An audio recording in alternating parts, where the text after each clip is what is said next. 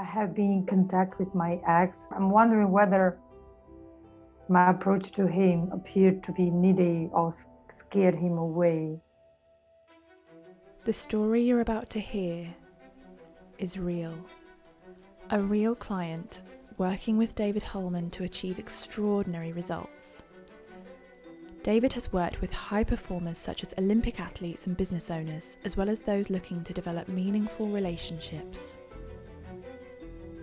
Aside from names and certain characteristics which have been changed to protect clients' confidentiality, all other details are true.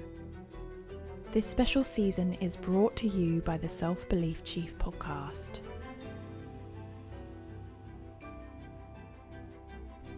In this episode, we're going to be talking to a client who's just telling me that they've recently been back in contact with an ex-partner, and whilst it felt right in the moment, in hindsight they're actually questioning their intentions and behaviours and questioning themselves in terms of, was it the right thing to do?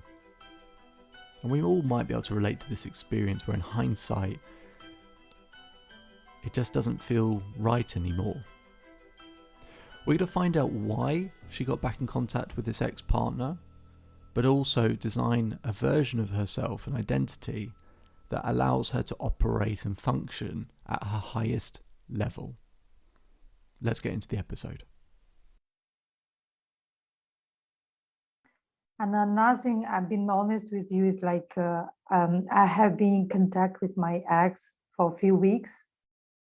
And so we plan to catch up a little bit, maybe with a drink or something. But before that, he sent me a message that he was still ill and he couldn't make it. And I think he got, and then I said I called him. So yesterday night I called him. Yeah, so he got COVID and he didn't have any test kit. And I have spare ones. So this morning I gave him, I went to I passed by his flight and I give him 2 test kits. I want to talk about my intentions. I'm not sure whether I'm still appeared to be very needy or to appear to have, a very needy or trying to, this kind of things. I'm not sure. I'm wondering whether my approach to him appeared to be needy or scared him away, will scare him away. So she mentioned a few times about wondering if she was being needy. Neediness means when something meets our needs. Now, I do quite a bit of what's called human needs psychology, so you might have heard of Maslow's hierarchy of needs. Tony Robbins has got a model on human needs. And just to keep it really simple for you, we all have human needs like certainty and love and significance, needs that have to be met, just a handful. We all have the same human needs. We all do.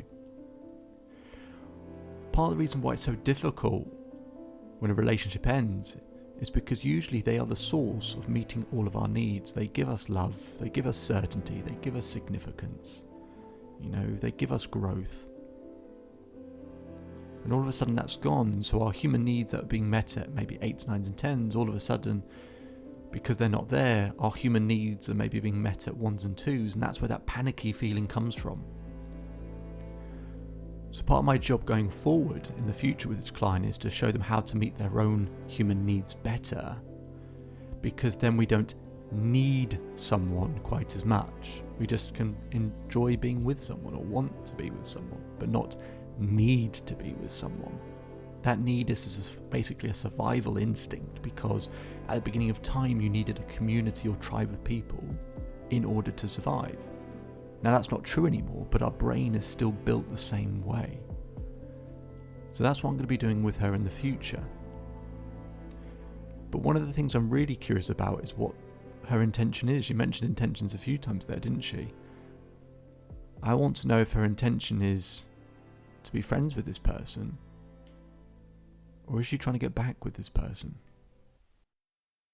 I think at the beginning, I want to really to see whether I can be friends with him. But if I don't get,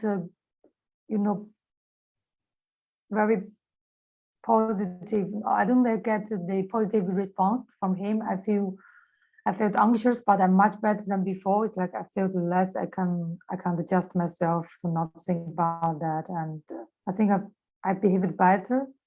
But still, I feel a little bit anxious sometimes. For instance, this morning, I passed by his flat and give him 2 test kits without letting him know, and so it's like it feels like yeah.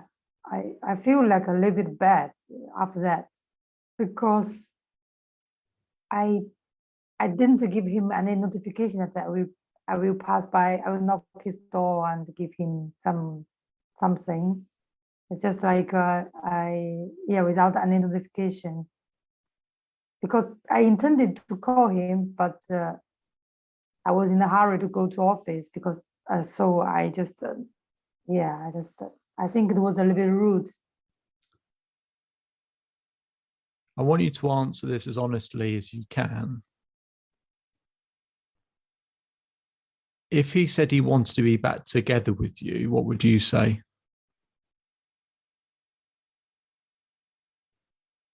Probably I will say yes, but with the condition that we want to know each other better firstly. When I asked that question, what are you trying to accomplish? What it sounds like, you tell me if I'm wrong. You said being friends, but it sort of sounds more like what you're trying to accomplish is being back together with him. Is that fair, or is that unfair? Yeah, I behaved like that. But though at the beginning my intention was trying to be friend with him, but now I found that my behavior, I just found that my behavior was not saying like that. My behavior was like more than what I said or what I intended or planned. Yeah. See, with all of the questions that you have, the reason why, so I can see you sort of, rubbing your head and sort of feeling quite down, because it feels like a lot of different things. You're being pulled in lots of different directions. You're sort of, oh, do I feel like this, or do I feel like that, or what should I do here? What should I do there? Part of the reason, aside from it's all a very emotional thing, part of the struggle that you're having is it sounds like to me you're not entirely sure what the bullseye is. And what I mean by that is, well, is it that I'm trying to be friends? And if it is that you're trying to be friends, then it requires one set of actions. If you want to get back together with someone, that requires a different set of actions. If it's to be able to create some distance from him, it requires a different set of actions. But what you have in your mind, and I think the reason why you're probably rubbing your head, is you've got 3 different things going on in your head, which is be friends with him, be with him, and move away from him. And you've got all of these different parts competing in your head. I can see you laughing, so I think you probably understand what I'm saying to be true to some extent. Now, yeah. I'm not against people being friends with ex-partners. I can't say that I have been, but I also know people who are. And it's not for me to say what the appropriate thing should or shouldn't be. But at the same time, we also have to understand really deep down, 1, what we want, and 2, what does the other person want? Because whilst it's in the place that you're thinking that you want to be together with him, but you're doing it through the lens of trying to be friends with him, then all the actions that you're taking are going to be inaccurate. They're not going to be the right things. If you're taking the actions to be friends with him, but you're trying to get back together with him, that it's going to create this sort of confusion. We can't trick people into getting back together with us. I say it like that, not because you are trying to trick someone to get back together with them. It's not our intention to trick someone. But people will often say they're doing it through the lens or the guise of we're being friends, and as if they won't notice, and then all of a sudden we'll be back together. Part of it is, I'm not saying you have to do it all at once, but also being quite clear in terms of what our intentions are. Not straight away, But if it is to get back together with someone, then we commit to that. If we think it's a realistic possibility, if we know the other person isn't in that space or doesn't want it, then we have to accept that and we have to find a way to create distance. Because if we can't be in a place where we can genuinely be friends with them without, them being able to live their life, all the things that you worry about, them seeing someone else, or you see them having good times around other people, or whatever else it might be, if that's uncomfortable and painful and they have no intention to get back together, then trying to be friends with them isn't really going to work for you either. It's going to cause you more stress and more anxiety. As uncomfortable as all of that is, I know, let's start with by saying, do we think, if I asked him, is there a possibility that you will reconnect and be back in a relationship? Do you think he would say there's a possibility, or do you think he would say there's no possibility at all? What would he say, do you think? What do you think he would say to me? He's not sure, I think. You think he's not sure? Why do you think he would say to me he's not sure? Why would he say that to me? What makes you think that? Because from my interaction with him, I think somehow he still cared. And he planned the time, the place to catch up in the bar. I think somehow he still cares. But also I think he's still scared by the previous, maybe we also have previous problem. Mm-hmm. Again. What would he say he's scared of? And scared that it's like he needs a lot of space that I didn't give. I feel it feels like I'm needy. I didn't give enough space, and okay. And also that's why I feel a little bit bad, because I think what I'm doing this morning is like I think maybe makes him scared that I didn't give him any notification that I just appeared in front of his door. Of course, he didn't invite me inside, and probably he had COVID. So I just handed over this test kit, and he thanked me, and then I said, take care, I need to go to work, and then that's it. So you sort of hit the nail on the head for yourself there, which is, what is he scared of? That he won't have space, and we're wondering if we're doing the right thing. And you've said you've in some ways invaded his space. Yeah. You can hear the disconnect there, can't you? She's closing the gap because that's what she values, and at the same time ignoring what he values. And as a result, he's not going to feel like she really gets him. It's not going to help. It's not going to make things better. We get confused by films like Love Actually and lots of other rom-coms where the big gesture or closing the gap, and that's not really how life often works. Especially when someone's just ended a relationship. So we've got to understand what other people value, because otherwise the default is we give them what we value. Now, many of you will be having your own opinions during this episode, saying, oh, just move on, or, oh, you've got a chance, go for it. You'll all have very different opinions. The thing is, my only interest as a coach is the health and well-being of my client, that she's healing and doing better and doing well. It's not for me to say what she should and shouldn't do. I don't know her ex-partner. I don't know if they're supposed to be soulmates. I don't know. But I am interested in the health and well-being, and I do think that some space now is quite clearly needed, because Space will help her heal if this person isn't interested. And he also values space. So if she can demonstrate that she can give space, he might start to recognize and see actually she does understand. Either way though, we've perhaps started to remove some of this confusion. That either way the answer is space. And as I said, my only interest is the health and well-being of the client. It sounds like space would be good. You know, at the end of relationships, people do ask for space.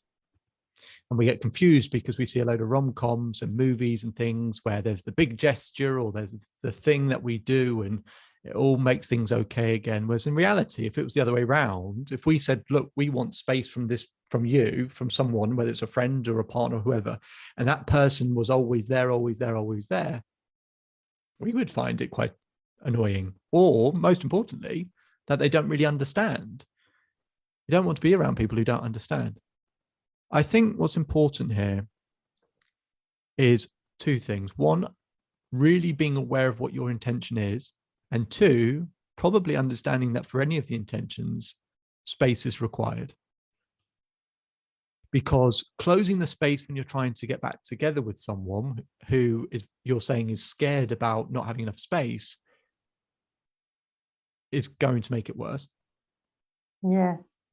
When it's being, in terms of being friends, but they still want some space, the space that friends typically have, that will make things worse. And when you're trying to close the space, if you're trying to move on from someone, and yet you're always in their vicinity, in their presence, that's going to make you more anxious and stressed. And that's why space is required in that situation. So basically, in all scenarios, whatever you want, the answer is space. Now, that's easier said than done, right? I understand how painful it is and how uncomfortable it is. Which of those three is your real intention? I think my real intention is I can improve or I can change myself or we can adjust each other to trying to get back. Probably that's my intention. My intention. So that sounded like a combination of two different things. So in terms of improving yourself, so if we've got those three intentions, let's say one intention is that you're healing and feeling better. Another intention is being friends, and another intention is getting back together. Sounds like the top of that list is you getting better first. Is that fair? Is that the right answer? Yeah. Okay. I think so. Okay. So that's what we need to talk about, because I don't know what the future holds for you with this particular person. I don't know how things have progressed or escalated or whatever. I do remember you saying previously that, look, there was no way that he was ever going to be in contact with me. And the bit of time's gone by where you've done your own work on yourself, and with a little bit of space, it's opened the door again in some way, at least in terms of communication. That's proof that space works, by the way. It's proof that space works. Yeah. Now, the real thing, as you said, is my intention is getting better myself. If that's true, do not compromise it by putting him first. If you put him first, again, ironically, it's not going to help with any of those intentions or scenarios. It's not. It actually isn't. Yeah. You being in a healthier, stronger place where regardless of what's going to happen, you can at least manage it more easily. Yeah. Is important and would help with any of those intentions and scenarios. But if truthfully your intention is that you get better first, do not put him first. Do not put him before your health. I could tell you 100 different ways in which you could do that. But I know I've spoken with you a number of times. I know you're smart. I know you're intelligent. I know when you're doing well and things are going right that you've got good intentions. and that you're a kind person and a giving person. I know all of that. But when we're struggling, it's a bit different. So let's pretend you're not in your own body right now. Let's pretend there's someone sat right next to you. And that's the version of you that knows exactly what to do. Where you're sat doesn't know what to do, but the person sat right next to you knows exactly what to do. No questions, knows exactly what to do, absolutely sure of themselves. I would like you to ask them, how do they look after themselves? How do they heal? How do they put themselves first? So I would like you to turn to this person. And firstly, maybe tell me before you answer that question, how does that person sit?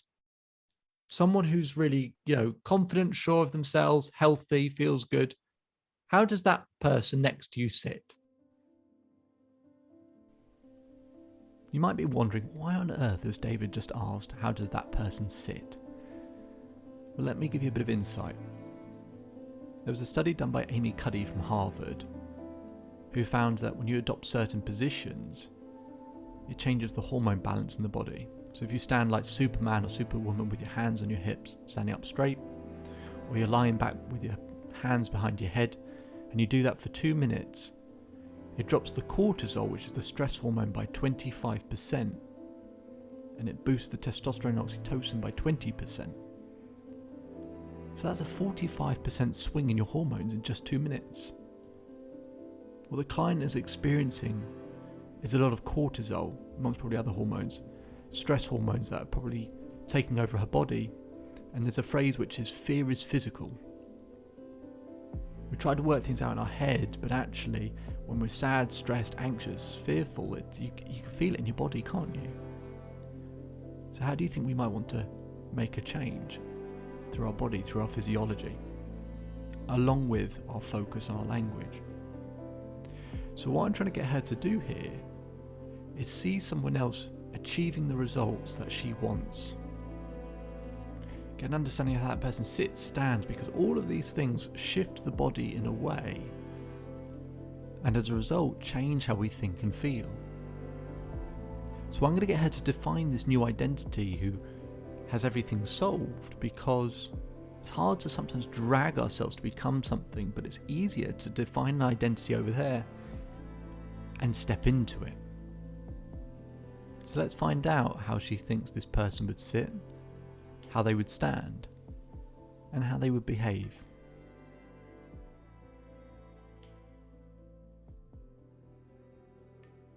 Where are their shoulders? Where's their head? What do? Do they sit like this? Do they sit like this?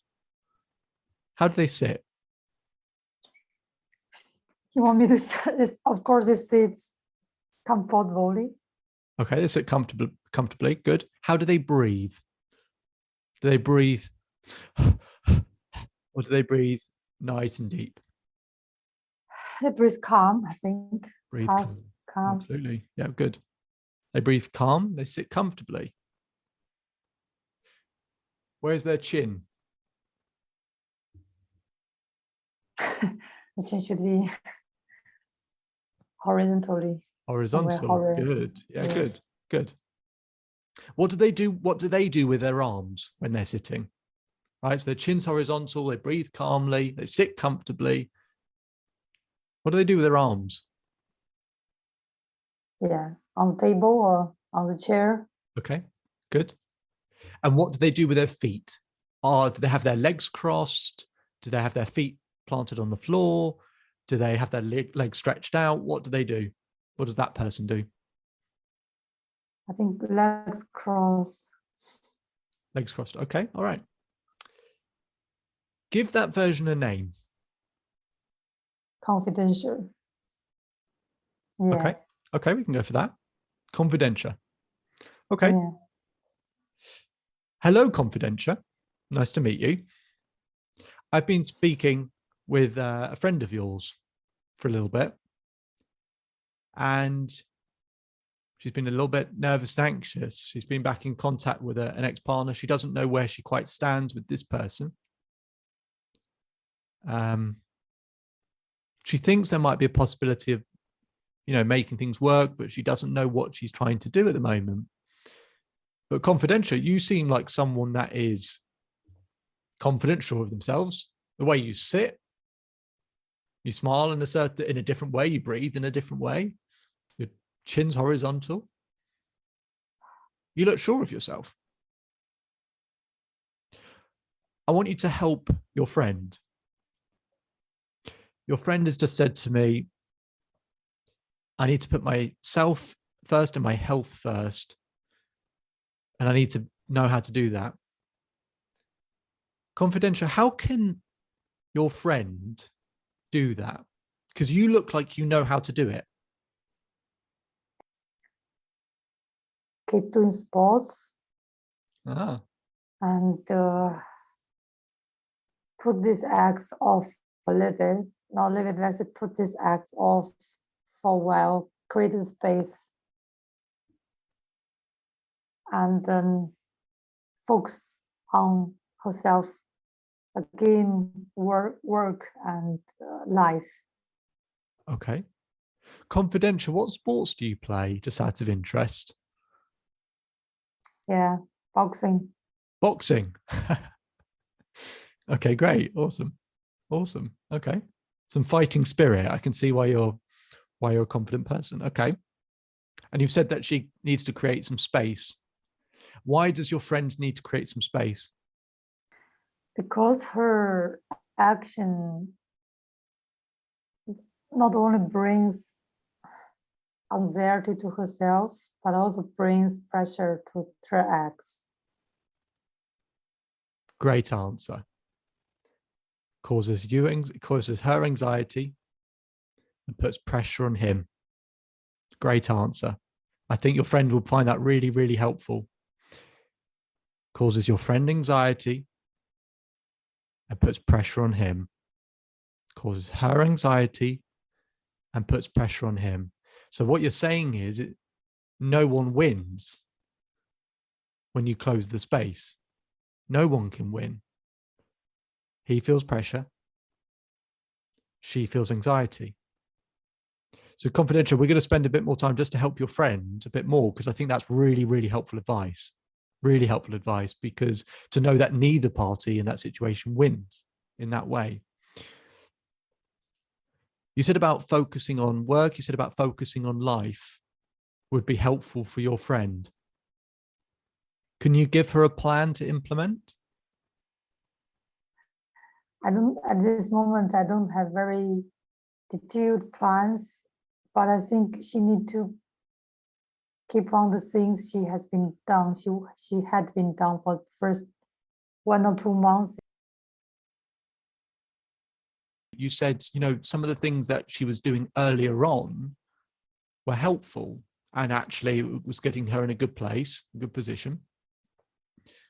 What were some of the things that she was doing earlier on that were helping her heal, helping her feel a bit stronger, better about herself? Because when she had a bit more strength, I think she still found ways to look forward to the future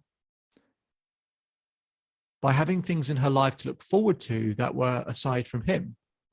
Because if all of our future is wrapped up in one source, even if we have that source, it's very tense and anxious because we just hope we never lose the source.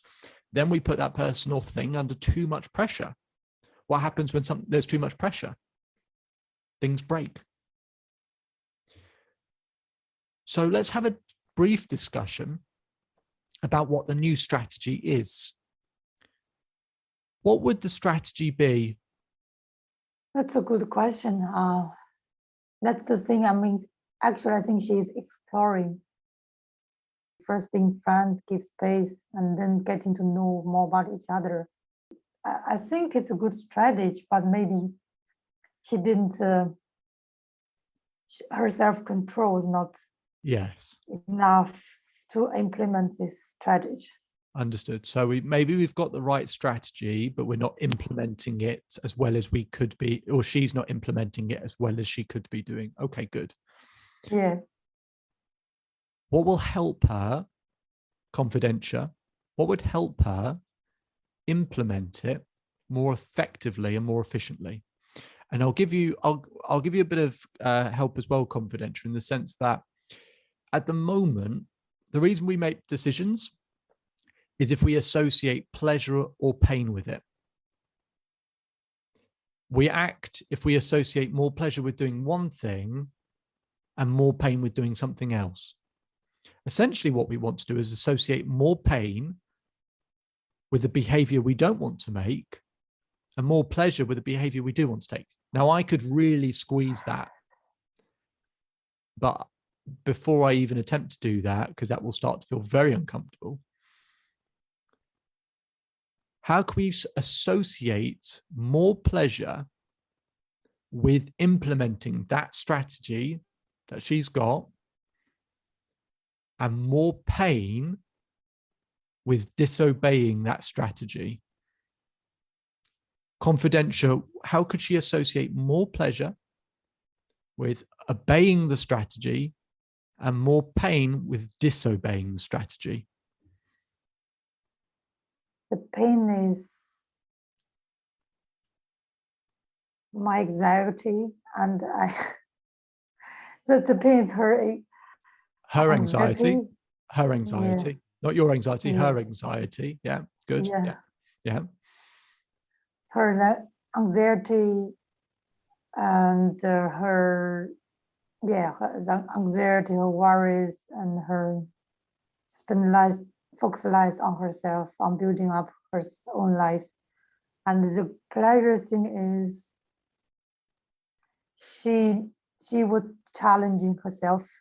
If there was more movements, more progress, she felt a little bit more confident about herself. Good. Really good.